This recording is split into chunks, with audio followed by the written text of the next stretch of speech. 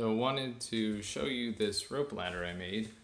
When I went to try to figure out how to make one, there really wasn't a lot of information online. I mean, you can look at pictures, but most of the time they either have the rope going through the middle of the board, or they have it wrapped around a dowel, a large dowel. And I wanted something that was a little bit more stable and a little bit wider plank. So I was trying to figure out how to stabilize them. So I'll go over kind of the knots I did and yeah, just how it turned out. So up here, up top, I've got this 3/4 inch galvanized pipe bridging the opening right here. Apparently the Lowe's, Home Depot people cannot cut pipe on their pipe threader any less than 24 inches. At least that's what was told to me. So if you go to an actual fabrication shop, I'm sure they can do whatever you want.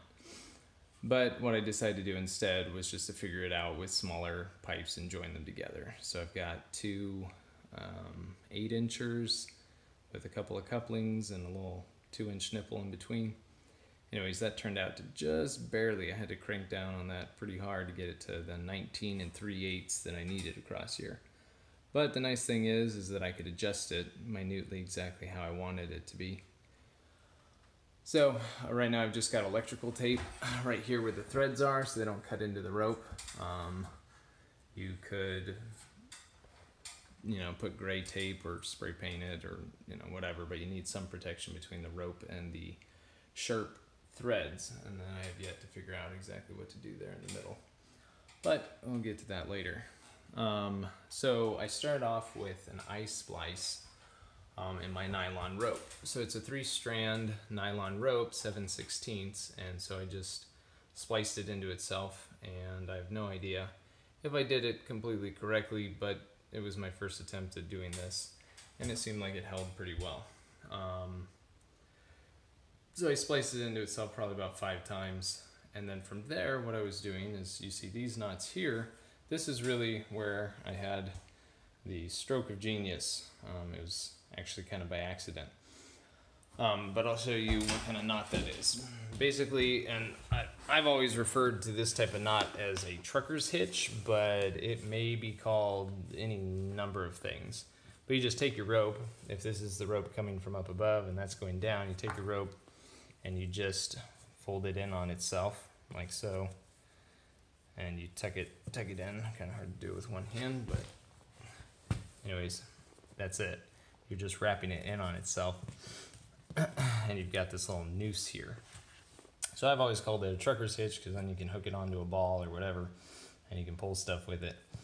But yeah, that's all it is. It's a pretty basic knot that you can use for tightening down loads or whatever if all you have is a rope. So once again, it's just like that, and it just gets looped around itself and it gets tucked into itself. Like I said, kind of hard to do it with one hand, but that's it. So once you have that knot there, and you can see that's what that is, I would just measure down and go about every 14 inches I would do that knot for the spacing of my boards. Then what I did was I fed the rope that was continuing down. If this is the rope that was, if this is the rope that's continuing down to the next knot that would be down here, I fed it through the back of this, just like that, and then I put my plank in there. And so what that does is the tension is pulling, keeping my board from flipping out.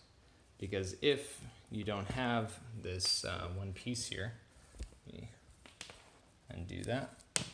Okay, if you don't have that one line going through, when this gets tightened, as you pull it down, and it gets tightened to the floor, then it causes this to splay out. So your boards are going to be, instead of them being vertical here, they're going to be kicked out.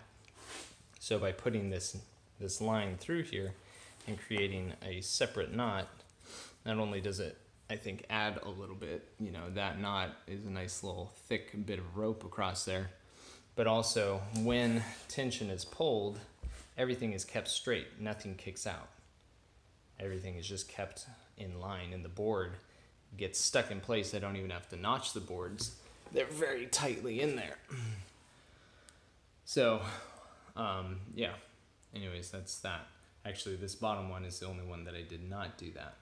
So the bottom one just has a trucker's hitch terminating it, and that's all. I could, just for looks sake, maybe pass this line around here a couple of times or tie it off. I haven't exactly figured out what to do with the bit of excess. I could cut it off up here and then wrap some white electrical tape around it to terminate it, or get some string and terminate it right here. You could, if you want to be even more professional, you could, instead of terminating it with this knot that I did, you could make another eye splice down there at the end, but you'd have to be very precise, and if you messed up, you couldn't really do anything.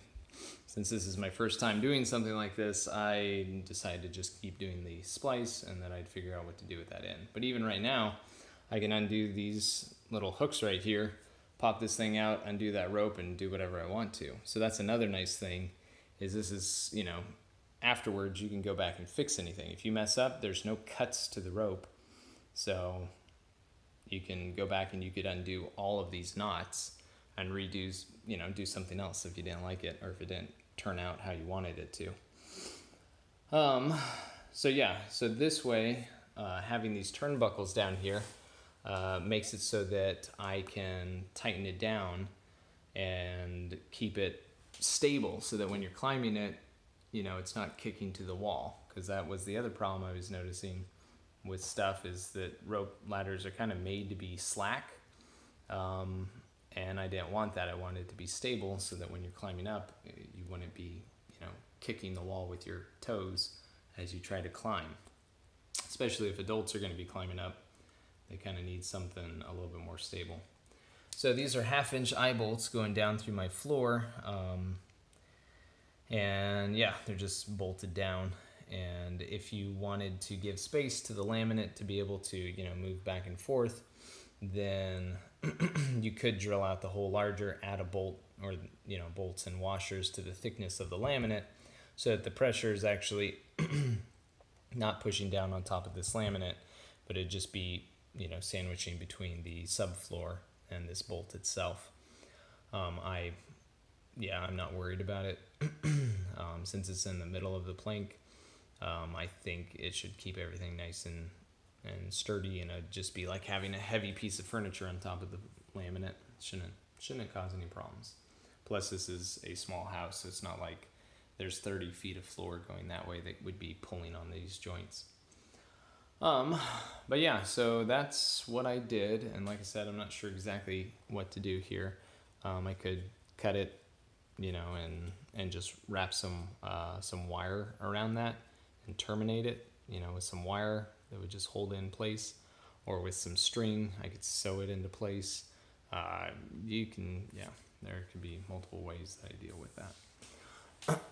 But yeah, so that's it, and it does make for a nice sturdy rope ladder. Very nice. And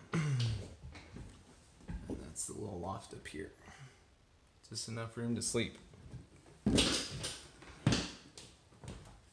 Oh, and one thing else I wanted to mention with this is, as the nylon stretches out from people using it, the turnbuckle can only go so far. But as soon as it stretches out past where the turnbuckle is really holding it down, all you'd have to do is undo the knot and reposition it, or just tie a knot up here, like undo the turnbuckle,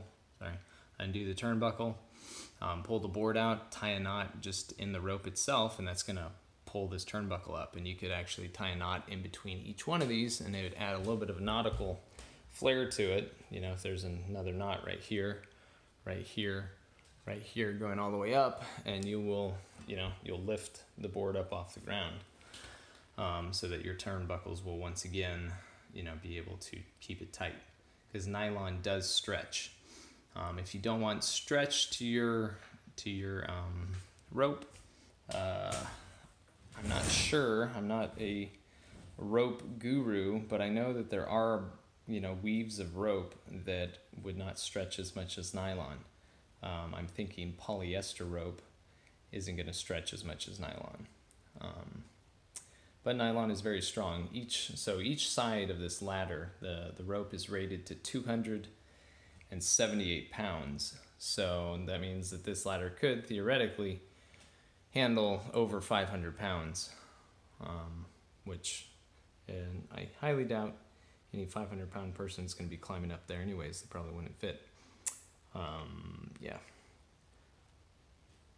But yeah, I don't have anything else really to say, but hopefully this will give you an idea of how you can do this, and yeah, make a little bit more sturdy and usable rope ladder.